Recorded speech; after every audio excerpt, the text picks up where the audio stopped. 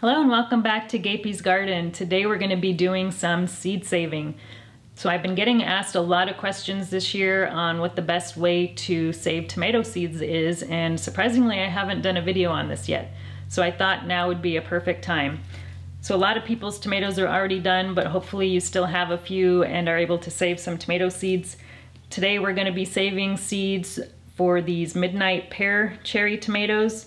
And one thing about tomato seeds is they have this really thick gel that surrounds the seed, and it's really hard to get off. No amount of rinsing the seeds is going to get that off. So the only way to remove that gel is by fermenting it off.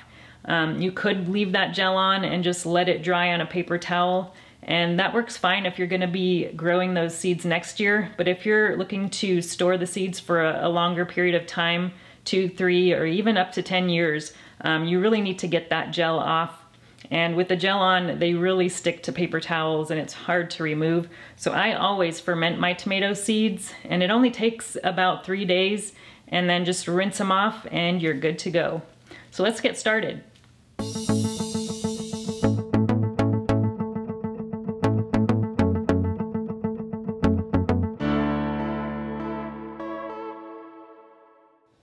All right, I have everything I need here to get these tomato seeds fermented. So you want to get tomatoes that are very ripe and kind of soft so that we know that the seeds are mature. So you want to take off the stem. And then for cherry tomatoes, I just like to make a little slit somewhere on the tomato and then just give it a squeeze, and you can see the tomato seeds just pop right out of there.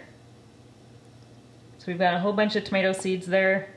You don't have to get every single seed out of there. You could also rip it open and just kind of use your fingernail to get more seeds out. And you can actually use these tomatoes after you're done getting the seeds out. You can cut it up and put it in a salad or make whatever you want with it. So that is actually quite a few seeds we got out of just that one cherry tomato, but I'm gonna want some more seeds, so I'm gonna be taking a few more of these out. And the reason you wanna cut a small slice in there is because you don't wanna squeeze it without doing that, because then who knows where the seeds are gonna squirt out of, and you don't want to make too much of a mess doing this. So saving tomato seeds from a larger tomato like this Berkeley's tie-dye green is a similar process, but you can squeeze it, but it's probably gonna make a mess. So what I like to do is just cut it almost in half, maybe a third of the way, and that exposes the seeds. And this one doesn't look like it has too many, but we'll cut it up a couple of times and see how many we can get out of there. So then I just use my finger to push out any seeds that are exposed here. And there's actually quite a few in there hiding. So we're gonna cut that again. So there's where all the seeds are hiding. So then just swipe your finger through there, and if you get a little bit of the pulp in there, that's totally fine, and actually that will probably help the fermentation along. So just getting all those nooks and crannies and just squeeze those guys out of there.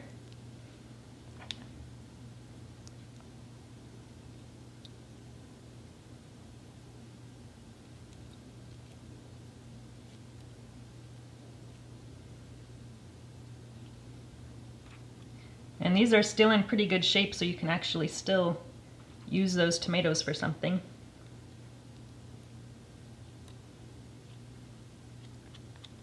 So I think that's enough seeds, so I'm gonna go ahead and leave this half and eat that later. So one more thing I'm gonna do is just to add a little tiny bit of water to the seeds. You don't need very much. That's probably good. Just give it a swirl around. And then I've got a napkin here, so I'm gonna just cover that so that we keep any fruit flies or other nasty bugs out of there. And then we've got a rubber band here. And I'm just using a jelly jar. You can use any kind of jar that you have available. There we go. And then another very important thing is to make a label.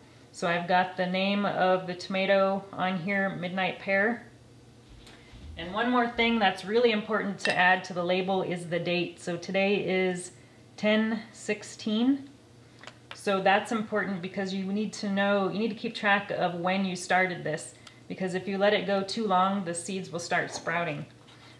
So I'm just gonna tuck this label underneath the rubber band here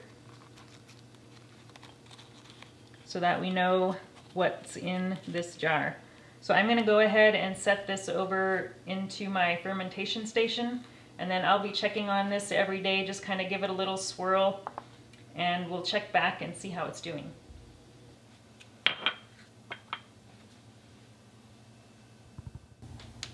About once or twice a day you want to come over here and just give the seeds a little bit of a swirl just to get everything well mixed. Now if you do see some mold forming on the top there, that's totally normal. Don't worry about it. We'll just scrape that off when we rinse the seeds off. So it doesn't look like we have any yet. Sometimes it might take a couple days for the mold to start forming, and sometimes you might not get any mold at all. Alright, our seeds are done fermenting, so let's take a peek. So there is a little bit of film on the top. Nothing too bad. So we're going to go ahead and strain this off and rinse our seeds and get them drying. We're going to pour our seeds into this strainer and then rinse with cold water.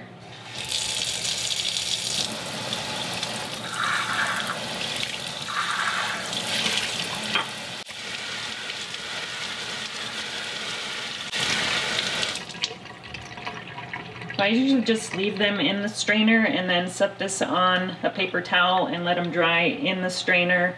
You can take them out of the strainer if you want, but that's just the way I like to do it. So let's put this on a paper towel to dry up some of that excess moisture. So after we rinse them off, I like to just blot the excess moisture on the same paper towel that we used to ferment.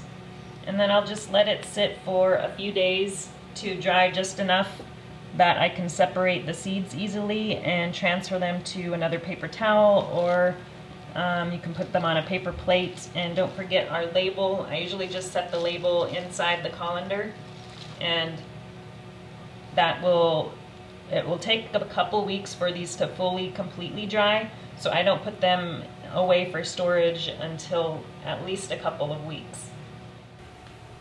So this is what I like to use for short-term storage.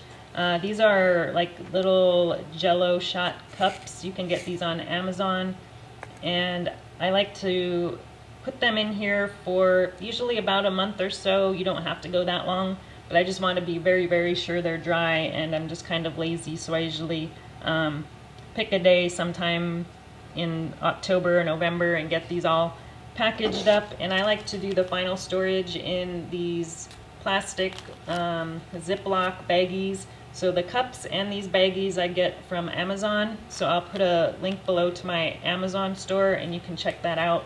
And I also have, you can see the labels like I had in the tomato seeds that we saved in each of the cups. And then you also saw that label in here. So I usually put the date, or at least the year on these labels when I put them in the baggies.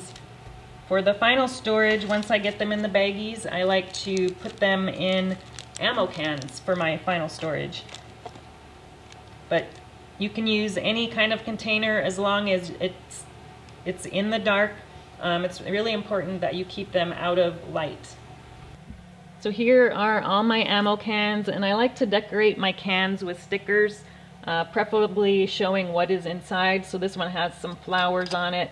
You can see this one has some tomatoes, and I think that's a radish actually, but there is radish seeds in there too. And then this is my pepper can, so you can see the sides are also well decorated with stickers. So I'm always on the lookout for garden related stickers that I can put on my on my ammo cans.